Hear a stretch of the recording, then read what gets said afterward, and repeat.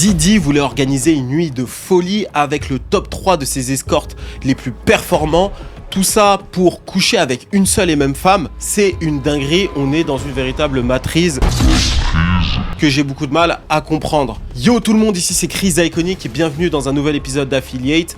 Alors là on est sur la longue série des vidéos sur Didi. Alors ici c'est la partie 2 du témoignage de Jendo. D'après les réseaux sociaux ce serait la baby mama de 50 Cent. Alors on va finir son témoignage avec le procureur.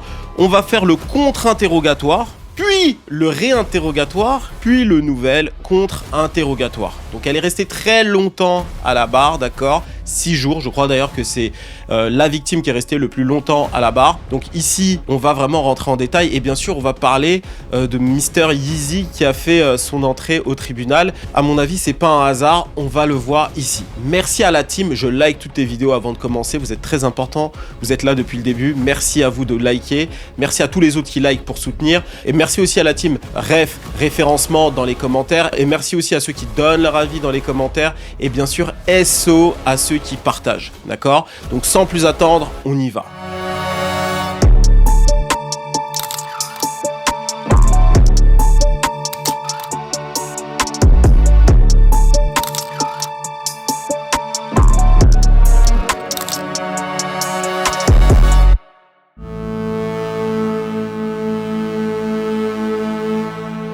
Première chose à noter, les nuits d'hôtel. Alors comme je te l'expliquais dans l'épisode d'avant, les choses sont arrivées progressivement.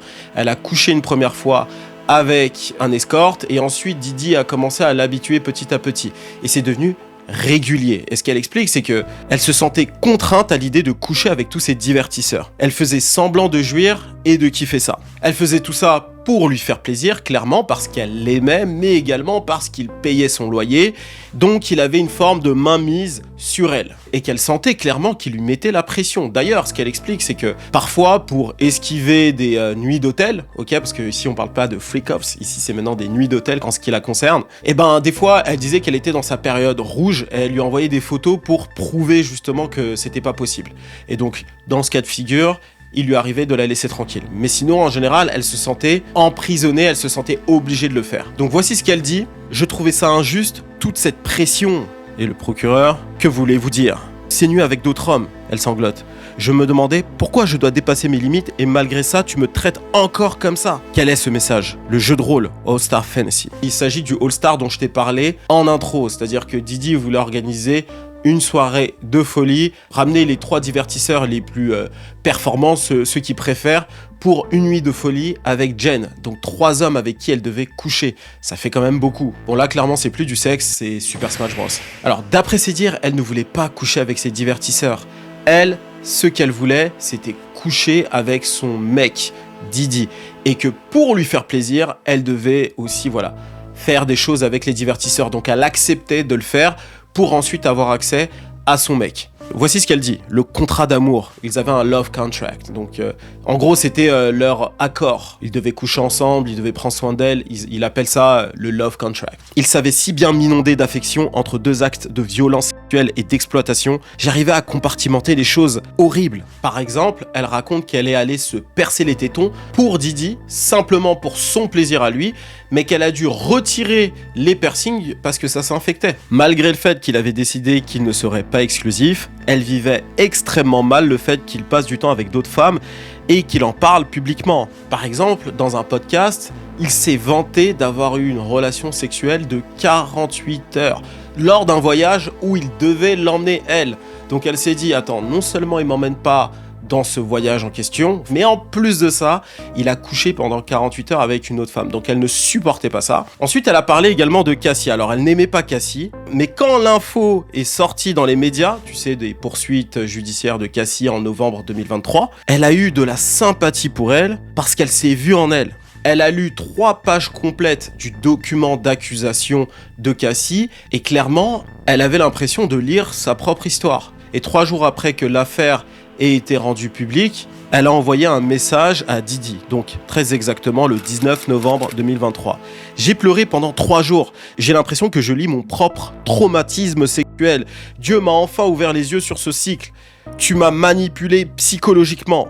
Un peu plus tard dans la conversation, Didi lui a répondu « Je t'aime, tu vois ce que je veux dire, j'essaie de mettre fin à toute cette folie », tu vois, en parlant de ce qui se passe avec Cassie, les médias, etc. Par la suite, ils se sont appelés, il y a eu des audios, bref, moi je vous retranscris tout à l'écrit, quoi. Le procureur a ensuite demandé à Jen « Est-ce que vous saviez que vous étiez enregistré ?» Non. Et Didi lui dit dans la conversation « J'essaie d'être là pour toi, tu vois ce que je veux dire ?» Et elle répond à ça « Je suis complètement paumé là. » Et Didi brusquement lui dit « T'es en train de m'enregistrer ?» Et ensuite, le procureur a demandé à Jen « Est-ce que tu étais en train d'enregistrer Didi ?» Elle a dit que non. Et à mon avis, c'était stratégique pour Didi, étant donné que lui était en train de l'enregistrer, parce que justement, tous ces passages-là sont des passages qui sont normalement en audio. C'était une manière de dire à Jen que, en fait, toute cette conversation-là, que vous aviez à ce moment-là, eh bien, Didi était en train d'enregistrer tout ça, parce qu'il savait que potentiellement, il y aurait un procès, etc. Donc là, ils se sont servis de ces audios-là, parce qu'il a enregistré toute cette discussion. Et par la suite, dans cette même discussion, Didi a dit « Ouais, tout ce qu'on a fait, c'était vraiment un consentement mutuel, etc. » Donc clairement, ce qu'on peut se dire à ce moment-là, c'est que Didi a fait en sorte, avec cette conversation, d'avoir une preuve que Jen était consentante à faire ces nuits d'hôtel. Je vais enlever ça parce que j'ai trop chaud. Le flow, c'est bien, mais là, vas-y, c'est bon, frère. À un moment donné, Didi il lui a dit « Je suis là pour t'aider, c'était un kiff ce qu'on s'est fait. » Et il y a eu un autre audio datant de la même période où Didi dit « J'ai vraiment besoin de ton amitié. » Et c'est vraiment le truc avec Didi, c'est qu'il parle beaucoup de friendship, d'amitié avec les femmes avec qui il couche. On a eu la même chose avec Cassie et donc du coup aussi avec Jendo. Voilà pour ce qui est de l'interrogatoire. Maintenant, passons au contre-interrogatoire.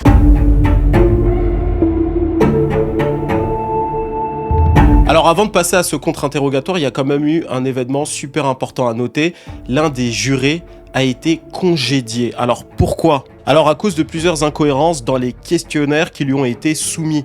Alors au départ, il a indiqué qu'il vivait dans le Bronx, donc le quartier de New York, mais plus récemment, il a informé un membre du personnel du tribunal qu'il avait emménagé avec sa petite copine dans le New Jersey. Ces petits détails-là, dans ces moments-là, ça ne pardonne pas. La défense a tenu absolument à le garder dans le jury. Alors pourquoi ? Eh bien, tout simplement parce que c'est un homme noir.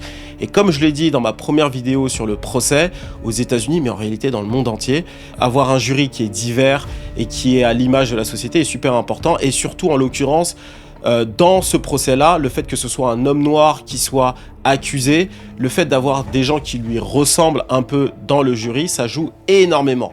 Et je vous disais, le père de Tony Garagos, qui est l'une des avocates de Didi, disait que durant toute sa carrière, la race, parce qu'aux États-Unis ils utilisent ce terme, a toujours joué un rôle central dans les décisions de justice. Qui plus est aux États-Unis. Donc, le fait de retirer un homme noir comme ça rend la chose encore plus compliquée pour Didi. Donc la défense souhaitait à tout prix le garder dans le jury car il y a 2 noirs, ce qui en fait le jury le plus diversifié en 30 ans de carrière d'après l'un des avocats de Didi. D'accord ? Donc c'était vraiment quelque chose de peu commun et c'était important pour eux de garder ça. Mais malheureusement, il a été remplacé par un juré suppléant, un père blanc de 57 ans originaire de Westchester. Alors pour ceux qui ne savent pas, rapidement, le rôle d'un juré dans une affaire comme ça est central. C'est eux qui vont prendre la décision sur le prévenu. Un juré fait partie du jury populaire, un groupe de citoyens choisis pour entendre les preuves d'un procès et décider si l'accusé est coupable ou non. Ses missions principales, écouter les faits, le juré assiste à toutes les audiences, écoute les témoignages, les plaidoiries des avocats et les explications du juge sur la loi. Deuxième chose, il reste impartial, il doit se baser uniquement sur les preuves présentées en salle d'audience, il n'a pas le droit de faire ses propres recherches, ni de discuter du procès en dehors du jury. Et enfin 3, délibérer. À la fin du procès, les jurés se réunissent en salle de délibération pour discuter ensemble et de rendre un verdict unanime en ce qui concerne un procès pénal. Et s'ils ne sont pas tous d'accord, on parle alors de jury suspendu ou indécis. Et dans le cas où un juré ou plusieurs jurés pensent qu'il y a un doute, ça veut dire qu'il y a un doute raisonnable. En anglais, c'est Reasonable Doubt, ok, c'est le nom du premier album de Jay-Z, pour info, la culture. Et donc dans ce cas-là, il doit voter non coupable, ou alors il y a procès à annuler. Donc globalement, c'est ce qu'il faut savoir. C'est pour ça que dans la sélection des jurés, c'est super important d'avoir de vrais profils divers et variés pour essayer d'avoir une décision qui soit la plus juste possible. Alors, pour ce qui est de l'avocate qui va s'entretenir avec Jendo, eh bien ce sera Tony Geragos. Alors c'est elle qui a fait l'opening statement, c'est aussi la fille d'un avocat reconnu dont je vous ai parlé également dans ma première vidéo sur cette série sur le procès de Didi. Tout d'abord, elles ont fait savoir qu'elles se sont déjà rencontrées avant le début du procès. Elle a accepté de rencontrer l'avocat de Didi car ils ont vécu beaucoup de choses ensemble et donc par respect pour ce qu'ils ont vécu, elle a accepté de rencontrer Didi et ses avocats avant le début du procès. Par contre, elle n'a pas vu Didi depuis août 2024 et elle a été contactée pour être l'une des victimes de Didi en novembre 2024, donc bien après que tout ait été annoncé. Donc pour rappel, en novembre 2023, elle était encore avec Didi. Alors dans cette période-là, ils étaient en on and off, donc il y a des moments où ils étaient ensemble, des fois non, mais ils ont gardé cette relation. Didi a continué à payer son loyer. D'ailleurs, jusqu'à aujourd'hui, Didi continue à payer son loyer. On va y revenir. Et donc en août 2024, il s'est déjà passé tout ce qu'on sait. La vidéo de l'Intercontinental qui a leaké sur CNN, les dossiers d'accusation, Rodney Jones, bref, toutes ces histoires-là. Et elle était encore avec lui. Mais c'est seulement en novembre 2024, après qu'il ait été arrêté, qu'elle a été contactée pour faire partie des victimes. Elle n'a fait donc aucune démarche pour faire partie des victimes. C'est le département de la sécurité intérieure des États-Unis qui l'a contactée pour qu'elle fasse partie des victimes. Et d'après Tony Geragos, elle a été obligée. Elle s'appuie sur le fait qu'après les perquisitions, elle était toujours avec Didi. D'ailleurs, le jour où le prévenu a enregistré sa vidéo pour s'excuser d'avoir tabassé Cassie, elle était là. D'ailleurs, Didi lui a envoyé une première version de la vidéo où justement il citait Cassie et elle lui a donné son avis sur cette vidéo. Bon, finalement, il a refait une vidéo où il n'a pas cité le nom de Cassie pour des raisons évidentes, hein, le procès qui arrive, etc. Donc son avocat lui a demandé de refaire une vidéo sans citer le nom de Cassie. Mais Jane avait connaissance de la première version de la vidéo, donc ils sont restés proches en fait. Et ils ont continué à coucher ensemble, on va y revenir aussi. Et d'ailleurs, Tony Geragos lui a dit clairement, tu ne voulais pas faire partie des victimes, tu as été contacté, on t'a forcé à faire partie des victimes. Clairement, lorsqu'on voit tous ces éléments-là, on peut pas se dire que tu n'avais pas envie d'être là. Tu as été là très longtemps. Ce à quoi Jen a répondu que c'était pas le cas. Ensuite, il y a eu beaucoup d'audios intimes où ils expriment leur amour l'un pour l'autre, notamment aux îles turques et caïques. D'accord, c'est le fameux voyage de rêve de Jendo. Jendo lui a dit « J'aime être au-dessus de toi, j'aime être en dessous de toi. Reste dans la lumière. Nous avons organisé une grande célébration pour toi. Un tout nouveau niveau a été débloqué. Je me sens encore plus proche de toi. J'espère que tu as passé une excellente journée. La santé et la richesse. Je t'aime tellement. I love you so much. Moi.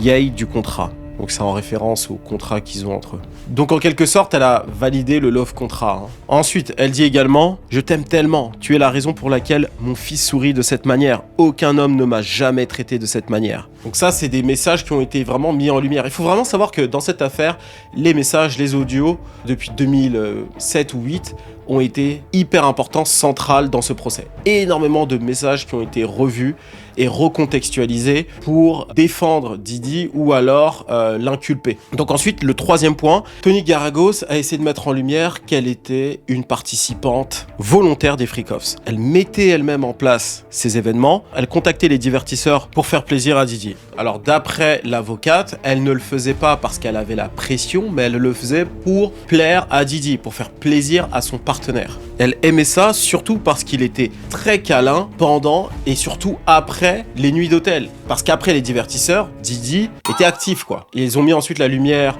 sur des échanges entre elle et un divertisseur du nom de Cabral. Alors, le divertisseur, bonjour amour, comment tu te sens? On a eu une nuit intense. C'est le rapport sexuel le plus brutal que nous ayons jamais eu. Et Jen, avec plein d'émojis, c'est digne de rester dans les annales. On parle pas du boule ici, mais ça aurait pu être le cas. D'autres messages entre elle et Cabral. Jen, hey chérie, bon vendredi, est-ce que tu es réveillée? Comment tu vas? C'est le week-end de mon anniversaire et tu ne m'as même pas montré de l'amour. You don't show me some love. Tu sais, les Américains aiment bien dire ça. You don't show me love, man. Je n'ai pas oublié que tu seras bientôt à LA. Fais-moi une petite vidéo juste pour moi. Et ce qu'en fait, ils ont voulu mettre en lumière ici, c'est que Jen avait sa propre relation avec les divertisseurs. Ils s'envoient des messages et dans certains cas de figure, c'est elle qui a les contacts des divertisseurs et pas Didi directement. Donc parfois Didi va passer par son téléphone pour contacter des divertisseurs. D'accord, on va y revenir un peu plus tard. Et il y a justement un grand moment dans son témoignage où ils mettent en lumière le fait qu'elle soit en relation avec des divertisseurs. Et donc il y a aussi d'autres messages entre Didi et Jane. j'ai des fantasmes de ouf sur toi et Léo. Léo, un autre divertisseur. Bon, moi, je les connais tous. Hein. Cabral, Don, Antoine, Léo, The Punisher, je connais pas son vrai nom. Et c'est une dinguerie, je connais le nom de Vlad les Escort Boys, mon frère. Bref, et il y a même des messages où, clairement, Didi ne force pas après qu'elle ait refusé de faire des freak-offs. Par exemple, je ne veux pas que tu te fâches, et Didi lui répond all good, donc ça veut dire t'inquiète. Et ensuite, il y a un autre point que Tony Garagos a mis en lumière, c'est le fait que Didi, en fait, ne s'est pas servi de son argent pour faire de la coercition, pour obliger en quelque sorte Jane Doe à coucher avec les divertisseurs. L'avocate a mis en lumière les revenus de Jane Doe. Alors déjà, elle lui a posé la question, combien tu peux gagner par mois en général grâce à ton métier de créatrice de contenu. Et elle a expliqué que avec les partenariats, au maximum, si elle en fait 2 dans le mois, ce qui arrive pas souvent, mais qui arrive quand même, elle peut se faire jusqu'à 50 000 $, d'accord ? Donc juste avec les partenariats. Ensuite, il y a OnlyFans. Elle se fait 10 000 $ par mois à peu près. Alors Didi n'aimait pas qu'elle soit sur OnlyFans, mais elle en avait besoin, d'accord ? Si elle n'était pas sur OnlyFans, d'après ses termes, elle n'aurait clairement pas d'argent. Alors, Didi n'aimait pas ça, comme je l'ai dit, mais il était fier qu'elle réussisse à faire son propre argent. Elle n'avait pas besoin de sa permission pour aller sur les plateformes, mais elle voulait quand même sa bénédiction. Ensuite, il y a la fameuse pension alimentaire de 5 000 $ que son mari riche lui donne pour son enfant, d'accord ?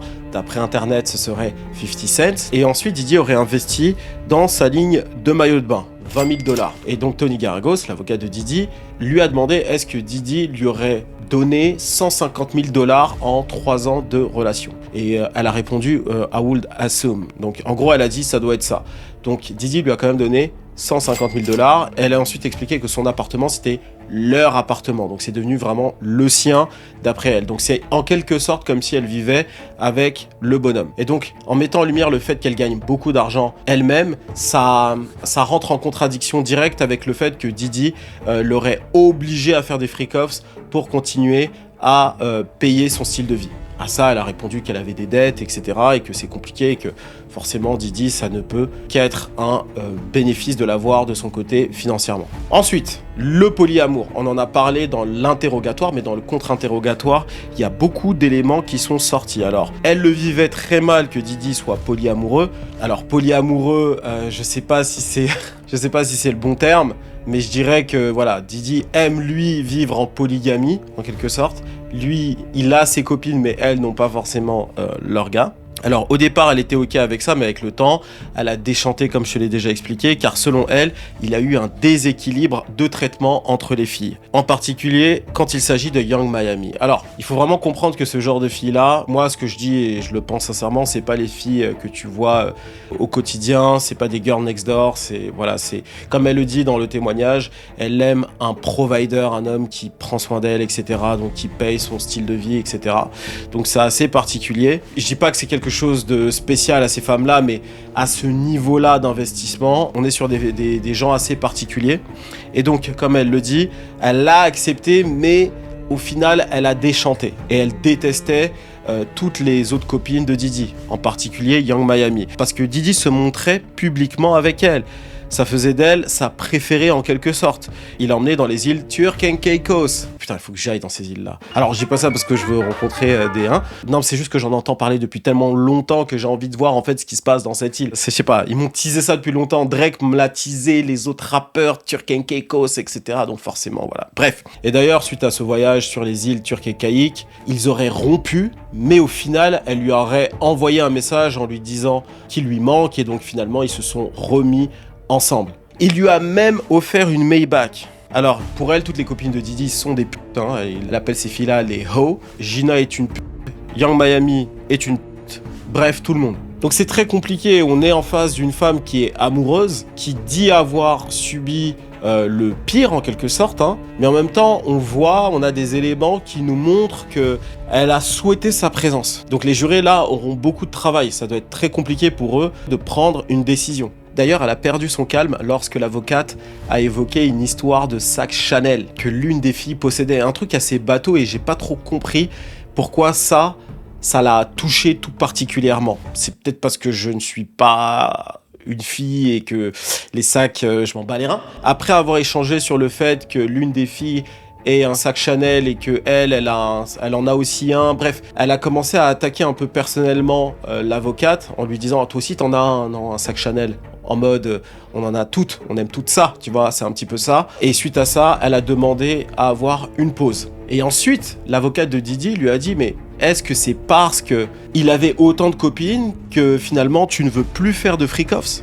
Parce qu'elle considérait en quelque sorte que Didi la trompait. Et ça va dans ce sens-là d'après ses réponses. Ensuite, comme je l'ai dit un peu plus tôt, elle était là le jour où la vidéo de l'Intercontinental a été diffusée sur CNN.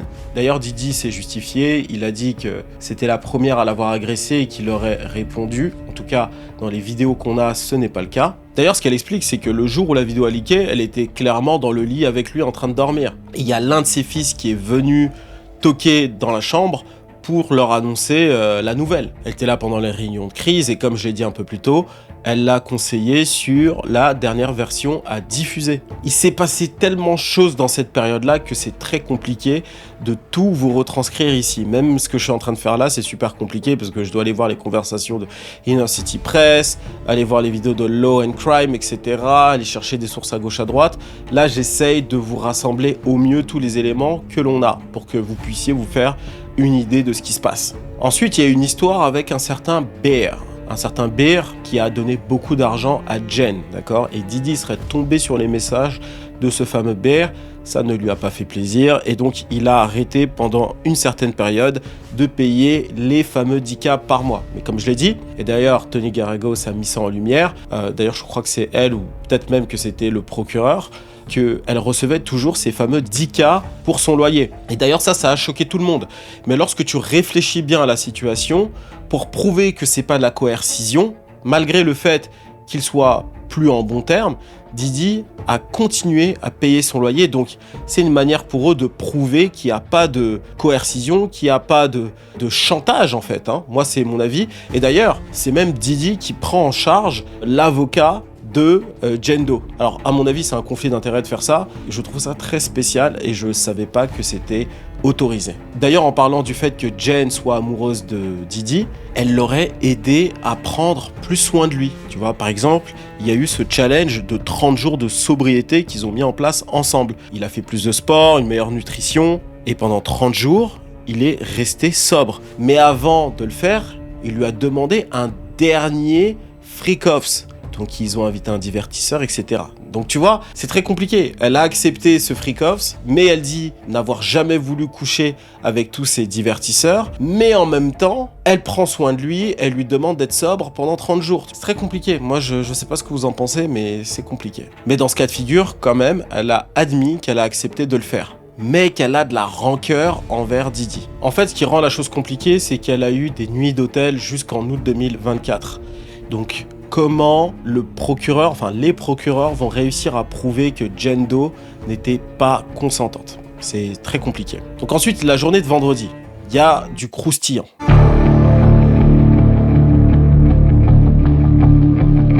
Alors on arrive au vendredi 13 juin. Alors, premier événement majeur à noter, Kanye West est venu au tribunal pour soutenir Didi. Alors il est habillé tout en blanc et 50 qui a vu ça ne s'est pas gêné pour faire une blague, et toujours sur Instagram, voici ce qu'il a dit. On porte tous du blanc en l'honneur des freak-offs. Merde, Kanye, t'aurais dû ramener ta petite amie crasseuse avec sa tenue des Grammys. @50actions. Toujours un peu de promo à la fin. Alors Kanye West s'est ramené lors de ce témoignage, et à mon avis, ce n'est pas pour rien. On va y revenir.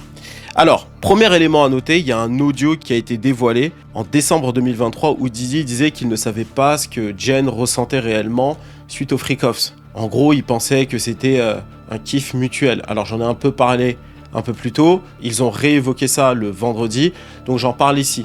Et ce qui est intéressant, c'est que ce message a été enregistré. Donc, potentiellement, Didi aurait pu faire ce message pour se protéger en disant « Ok, il y a tout ça qui est explosé, on va potentiellement aller chercher des victimes. » Et donc, il faut que je me protège auprès des femmes autour de moi. Donc, que j'enregistre des messages avec un message clair qui montre que je ne suis pas coupable. Un autre point a été mis en lumière. Jen agirait d'après les avocats de Didi, par intérêt, parce qu'elle aurait demandé 100K à Didi pour tout le mal qu'il lui aurait causé à travers les nuits d'hôtel. Et tout ça sans faire appel à un avocat ou quoi qu'est-ce. C'était à travers des messages qu'ils ont découvert ça. Donc Didi lui a demandé à combien tu chiffrerais ce que tu as vécu, ce qui t'a fait du mal. Et c'est là que Jen est arrivée avec le chiffre de 100K, sachant que Didi lui a donné 150K en l'espace de 3 ans à peu près. Ensuite, il y a un autre point qui, pour le coup, est un gros morceau du témoignage. Alors, ce qui est intéressant, c'est que j'en ai pas entendu parler avant. C'est juste vraiment lors de cette journée du vendredi 13 juin qu'on entend parler de ça. C'est la bagarre entre Didi et Jen. Comment ça s'est passé exactement? En fait, cette bagarre a eu lieu le 18 juin 2024. Accroche-toi bien parce que ça part dans tous les sens. Alors, après un road trip en famille dans le Utah, Didi est passé voir Jen chez elle. Son assistant avait tout mis en place pour que ce soit accueillant. Lumière rouge, alcool, ambiance tamisée, bougies, bref, la totale. Ils venaient de boire quelques verres de champagne, des shots de tequila, donc ils étaient plutôt bien. Ils étaient dans un mood très posé, on va dire. Tout se passait bien, mais Jen avait le pressentiment que Didi n'était pas allé à ce road trip juste avec sa famille. D'après elle, il y aurait eu une fille, et une fille relativement jeune, tu vois, début vingtaine. Et tout ça, elle le dit sans avoir de preuves. C'est juste un pressentiment ou alors des fausses impressions. Et donc, ils ont commencé à s'embrouiller et Jen est rentrée dans une colère noire. Sachant qu'elle a bu de l'alcool, ça peut aussi justifier en partie son comportement. Et donc, elle s'est mise à l'embrouiller, l'insulter de PDF. Bon, elle n'était pas mineure comme je l'ai dit, mais bon, elle était très jeune et Jen a 38 ans, donc forcément, bref, je rentre pas dans ces détails-là. Elle l'a traité de monstre, elle a jeté des verres, des bougies.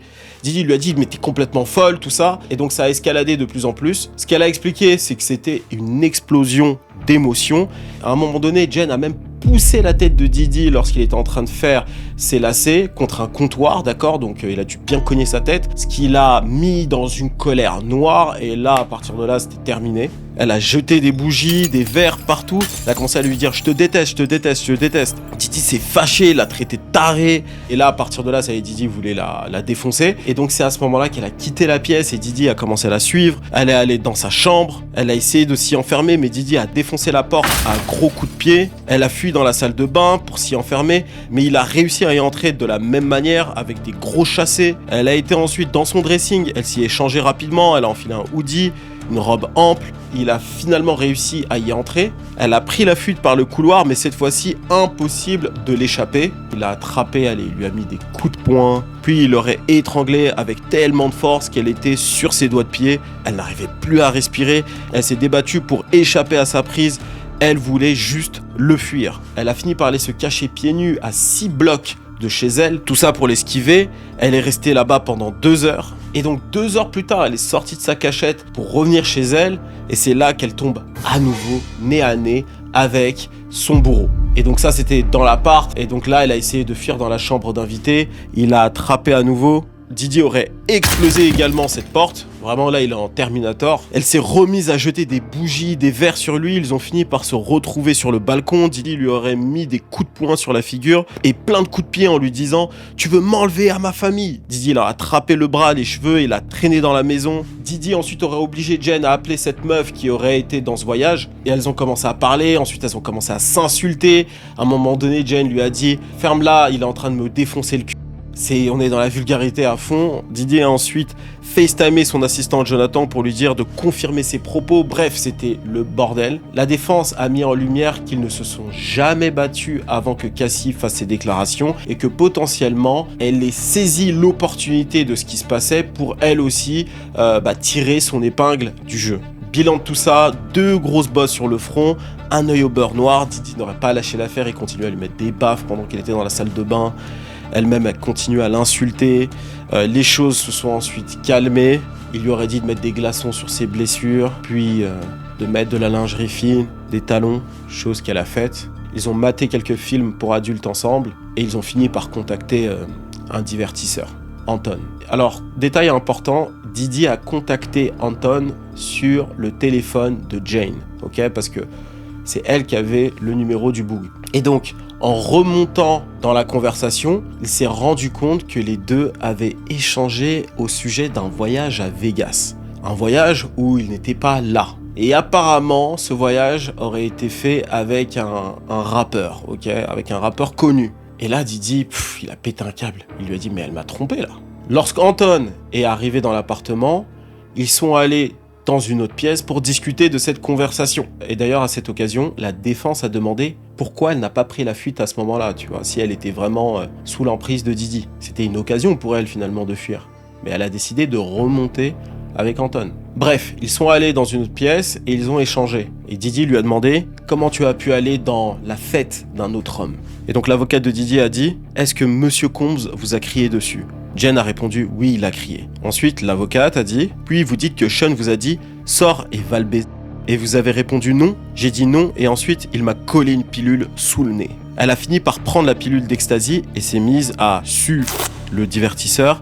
Elle a dit que ça n'avait pas de fin et c'est comme si elle n'était pas dans son corps. Ensuite, l'avocate a dit « C'était la première fois que vous n'aviez pas de moment intime avec votre partenaire après le départ d'un divertisseur. » Parce que comme je vous ai dit, Jane fait ses bails avec les divertisseurs et ensuite Didi fait ses histoires avec Jane. Mais sauf que là, après le divertisseur, Didi a refusé de faire quoi que ce soit avec elle.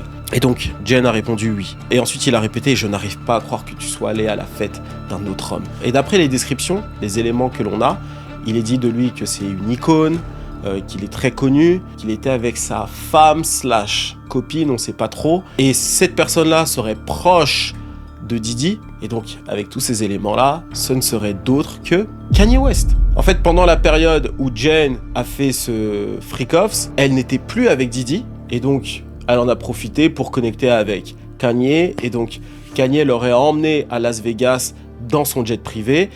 Et il y aurait eu Anton. Et lui-même, Anton, qui est dans le circuit, ils se sont retrouvés là-bas. Et donc apparemment, le rappeur était avec sa copine, donc ce serait Bianca Censori. Et tout ça s'est passé en janvier 2024. Et quel était le rôle de Anton dans tout ça ? Apparemment, il était là pour mougou publiquement une femme. En fait, c'est un peu comme un spectacle. Il était en train de la dober et les gens autour en train de regarder. Et parmi les spectateurs, il y avait Jane, Kanye, voilà, et Bianca Censori d'ailleurs. D'ailleurs, ça me rappelle une vidéo qui tournait dans un média, Vlad TV, où un chanteur d'R&B des années 90 disait que tous les mecs dans l'industrie l'avaient vu baiser. Donc là, voilà, on est en train d'avoir confirmation que tout ça est vrai. Bon, c'est leur kiff, c'est leur monde. Hein, bon, voilà. Jen raconte qu'elle avait flirté avec ce rappeur, elle lui aurait montré ses seins, elle s'est mise à danser pour lui. Ye lui a d'ailleurs dit qu'il avait envie de la dober. Hein. Donc, après cet incident, quelques jours plus tard, elle a envoyé un message à Didi en lui disant « Tu me manques ». Et à partir de là, les choses se sont plus ou moins arrangées entre les deux et c'est reparti de plus belle. Donc c'est pour ça que c'est très compliqué. Il y a eu toutes ces agressions, ces freak-offs, c'est finalement... Elle a l'air d'être toujours attachée à lui, donc c'est très compliqué de l'extérieur d'avoir un jugement clair sur tout ce qui s'est passé, quoi. D'ailleurs, elle a appelé mon bestie, t'es mon meilleur ami. Et lui, d'ailleurs, de son côté, l'appelait comme ça, t'es ma meilleure amie, j'ai besoin de ton amitié. Donc, ils étaient super proches. Encore une fois, ils sont restés ensemble jusqu'en août 2024. Et d'ailleurs, après ça, il y a eu des moments où les deux ont couché ensemble sans avoir de divertisseur dans le secteur. Donc, on est en face d'une relation toxique et potentiellement plus que ça. Mais c'est vrai que c'est assez compliqué pour nous de l'extérieur de se faire une idée en se basant que sur les éléments que l'on a, c'est-à-dire les reports du tribunal. Et comme je te l'ai dit, donc la relation s'est terminée en août 2024. Lorsqu'il a été arrêté, ils ont moins échangé ensemble. Alors comme je te l'ai dit un peu plus tôt, Jen a vu les avocats de Didi avant le début du procès. C'est notamment en avril 2025 qu'elle a parlé de cette fameuse soirée que je t'ai décrite. Ce fameux soir où Didi l'a tapé. Mais avant ça, elle n'en avait pas parlé. Et maintenant que j'ai dit tout ça, il y a le réinterrogatoire.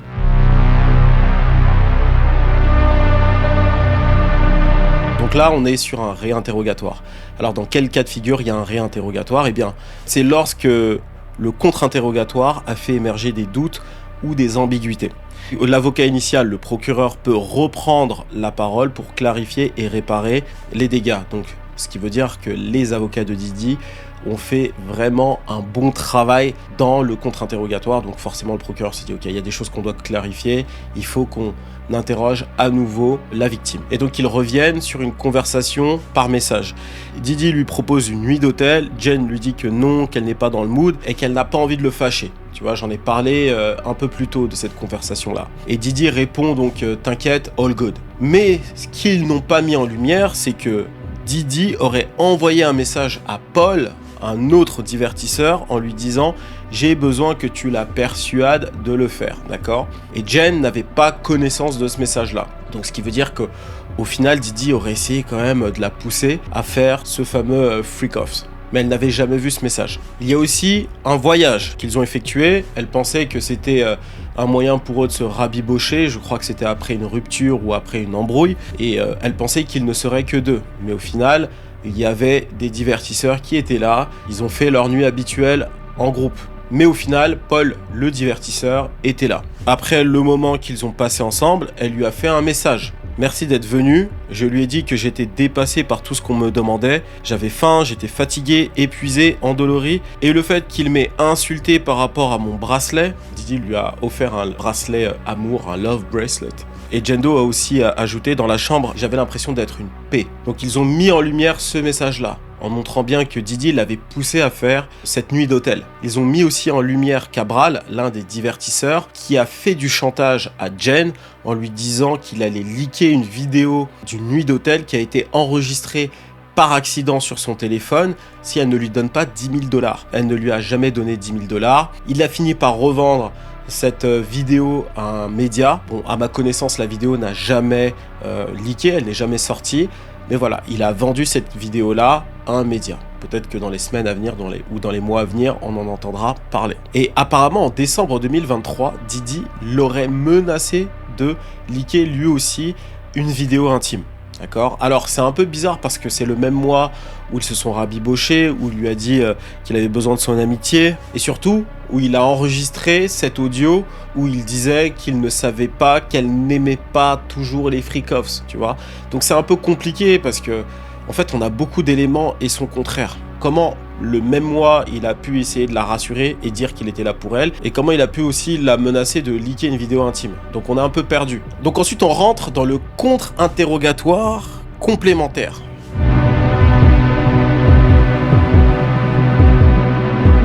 Tony Garrigos, donc l'avocate qui interroge Jen depuis le début, est cette fois-ci beaucoup plus agressive, beaucoup plus directe. Elle lui pose la question après la bagarre du 18 juin, pourquoi tu es resté, tu aurais pu partir, sachant que il y a eu les perquisitions dans ces maisons, qu'il y a eu l'info avec Cassie qui est sortie sur les réseaux, tu pouvais fuir, et d'ailleurs même, après cette perquisition, les forces de l'ordre ont laissé une carte en disant « N'hésitez pas à nous contacter si vous êtes témoin de quelque chose ou que vous êtes victime. » Tu ne l'as jamais fait, donc elle a mis ça en lumière. Pourquoi elle ne l'a jamais fait ? À un moment donné, l'avocate lui a même demandé « Est-ce que vous vous considérez comme étant une femme forte ?»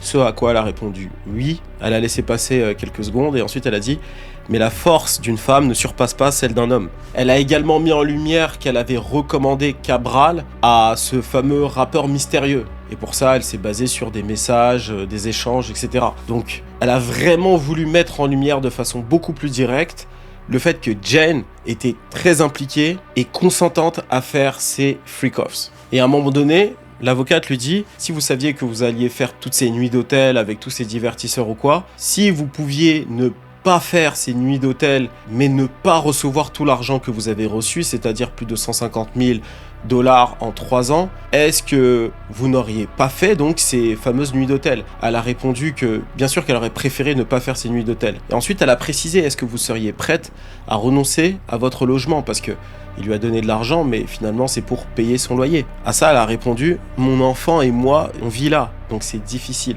Et ensuite elle a mis en lumière le fait qu'elle recevait, et d'ailleurs qu'elle reçoit toujours, à ma connaissance, 5 000 $ par mois de pension alimentaire. Elle a répondu que oui.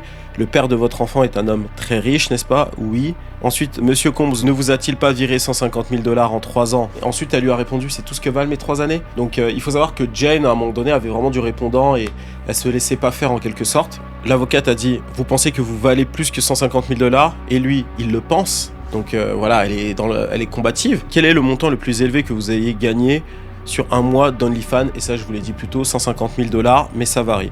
Alors là, ce qu'il faut savoir, c'est que je récupère vraiment les informations que j'ai via Twitter, via un peu partout. Donc, il y a des informations qui peuvent se répéter, etc. On n'a pas toujours les réponses de Jen ou quoi. Là, c'est vraiment des informations que je récupère à gauche, à droite. Donc, j'essaie de vous rassembler un maximum d'informations. Donc voilà pour ce qui est du témoignage de Jen.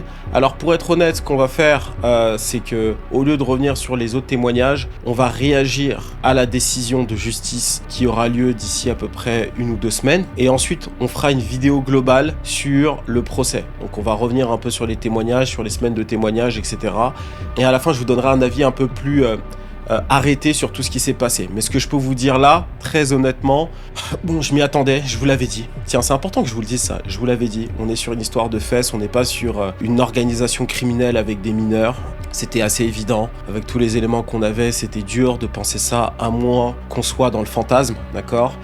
Et les gars, vous parlez de il a le bras long ou quoi. Non, là on parle du FBI.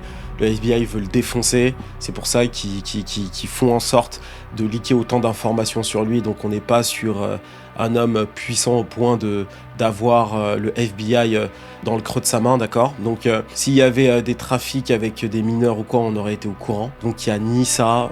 C'est une histoire assez, je dirais pas banale, c'est pas vrai, mais dans le monde des riches, on est sur quelque chose, excusez-moi, d'assez classique. Drogue, prostituée, si je fais pas les autres témoignages là, c'est que vraiment j'ai envie de parler d'autre chose parce que c'est même pas si incroyable que ça. Donc on en reparle au moment de la délibération et ensuite je vous ferai une vidéo un peu plus globale courant juillet et ensuite je ferme le chapitre Didi.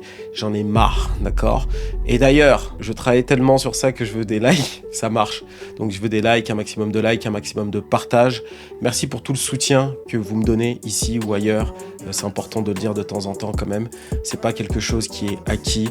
Je fais quand même beaucoup de vues sur mes vidéos. Donc merci à vous. Merci pour tout. On va arriver avec des choses de plus en plus originales. Merci aussi à tous ceux qui ont postulé pour Atlanta. On a bien reçu. Sachez que je valide toutes les candidatures. Alors quand je dis que je valide, c'est que j'aurais pu tous vous emmener avec moi parce que vous êtes adorables. Je vois les messages que vous m'avez laissés. Franchement, ça fait chaud au cœur. Donc merci à vous. Malheureusement, je vais devoir en sélectionner qu'un seul. Mais on va organiser de plus en plus de voyages comme ça à l'étranger et ça va être cool. On va faire du beau contenu et aussi je vais vous expliquer la suite pour moi et pour Iconic. Donc voilà, merci à vous. N'oubliez pas de nous suivre sur les réseaux. Ceux qui veulent des contenus business, abonnez-vous à la newsletter et vous recevrez les vidéos business de la semaine, d'accord ? Sur la chaîne Iconic Programme, on en poste toutes les semaines. On est spécialisé dans la creator economy. Donc, comment monétiser grâce à la création de contenu. On est très spécifique là-bas. Donc, abonne-toi à la newsletter. Elle est spécifique pour ça. Suis-nous sur les réseaux sociaux. Iconic, CKO, Iconic Programme, mon compte perso, iamchris.k, d'accord ? Donc, on fait du contenu un peu partout. C'est incroyable. J'ai des vidéos super drôles sur mon compte perso qui arrivent. Donc, abonnez-vous là-bas. Et moi, je vous dis à très vite. C'était Chris d'Iconic pour vous servir. Cheers!